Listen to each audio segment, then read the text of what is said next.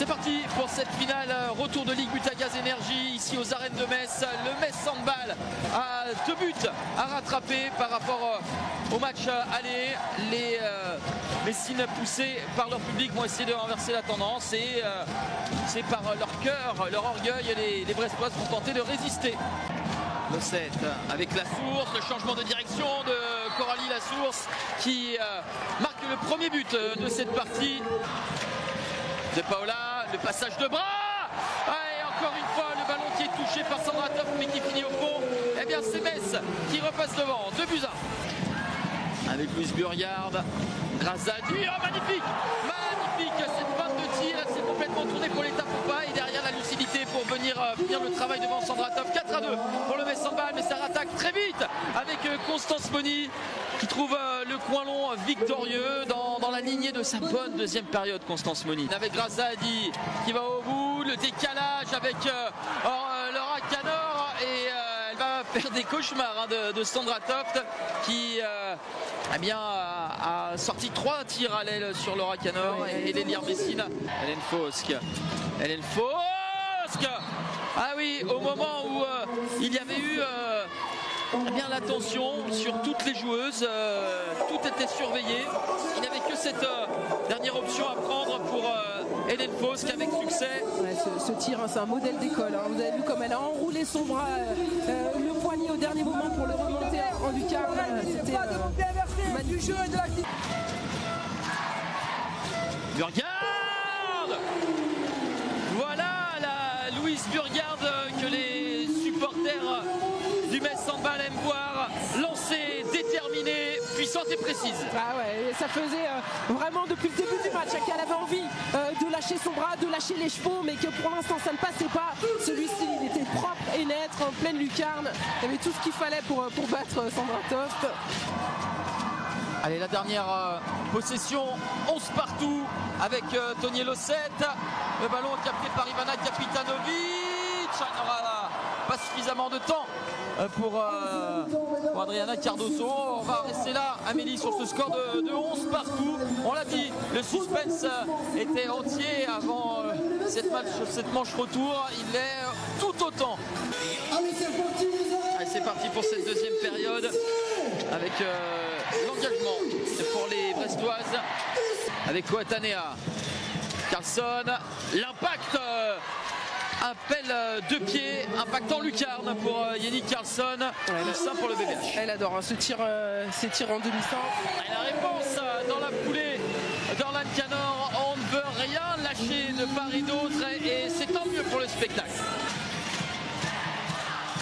Ouais, bien travaillé avec ce lob de Constance Moni qui, on a parlé en avant-match d'Agathe Quignou, de Sajana Poplazic qui avait été performante à l'aller. Constance Moni, du fait du décalage sur la base arrière de Coralie Lasource, parvient également à briller. Zadi avec Canor qui s'arrache, elle est tellement symptomatique cette réalisation d'Orlan Canor, même si elle était toute proche de perdre le ballon, avec de l'envie, cette rage de performer, elle inscrit le 17e but de son équipe. Carlson avec Fosque, Hélène Fosque. Il faut sortir le grand jeu devant cette défense messine qui a vraiment resserré les liens dans cette deuxième période.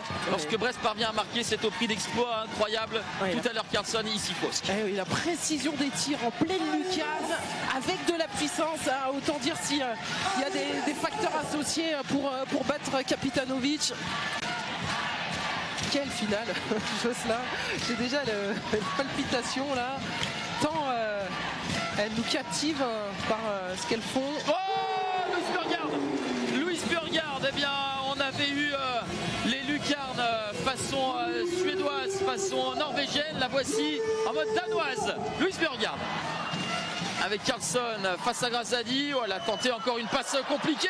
Oh, il était dans les airs et Pauletta Popa qui en funambule a réussi à s'en saisir pour marquer le 20e but de son équipe. Elle a dû s'y tendre au maximum.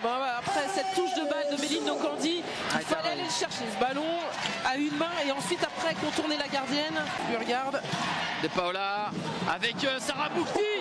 Oh, il n'était pas facile à capter celui-ci. Sarah Bouktit qui donne le plus droit au Metz Handball avec l'attaque dans la foulée des Brestoises. Et c'est toute la différence lorsqu'on parle de défense. Là, elles ont voulu dans l'immédiat répliquer les Brestoises, mais il y avait le repli très efficace. Alicia Toublanc face à Mélanie Alter. Une balle de -1 pour les Brestoises. Qu'il est important, qu'il doit être lourd ce ballon dans les mains d'Alicia Toublanc.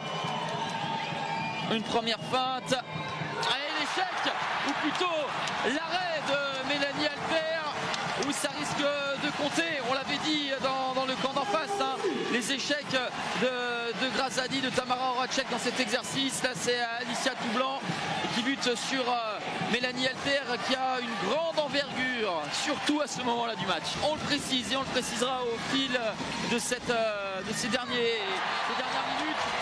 Ce +2 faisait les affaires des Messines, le +3 encore plus, bien entendu, à 4 minutes de la fin. Ah ouais, là, impressionnant encore une fois de plus à ce moment-là du match. Bruna De Paola, Louise Burgard. Ah ouais, c'est là Amélie, hein, que l'on va reconnaître les clutch players avec Bruna De Paola. Le courant d'air de Bruna De Paola et qui derrière a eu la lucidité nécessaire pour tromper Cléopâtre d'Arleux. Tony Lossette avec Coralie Lassource. C'est un passage en force. C'est une belle défense. Ça équivaut à un but, hein, ce genre de défense, Amélie, à ce moment-là de la partie.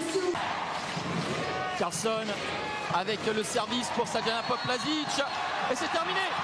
C'est terminé avec cette victoire 25-22 des Messines. 25-22. Alors peut-être pour l'anecdote, il y aura un dernier coup franc, mais qui sera anecdotique. Et les Messines peuvent exulter. Victoire 25-22 après la défaite 26-24 du match aller. Un beau combat entre les deux plus grosses équipes actuelles du championnat de France. Elles sont championnes de France de Ligue Butagaz Énergie saison 2021-2022, succèdent à leur adversaire du soir, le Brest Handball, et soulèvent leur 24e trophée de leur histoire de championne de France de LFA.